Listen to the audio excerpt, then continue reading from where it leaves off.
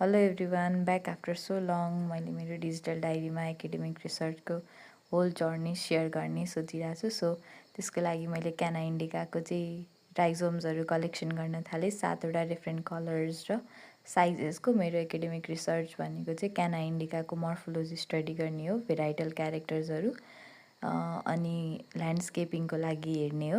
र त्यसको लागि हामीले गौरादहको नालीदेखि लिएर झाडीसम्म कहीँ पनि छोडेनौँ। मतलब सबै ठाउँमा गएर चाहिँ खोज्यौँ, राइजोम्स कलेक्सन गऱ्यौँ, ल्याबमा लगेर सफा गऱ्यौँ।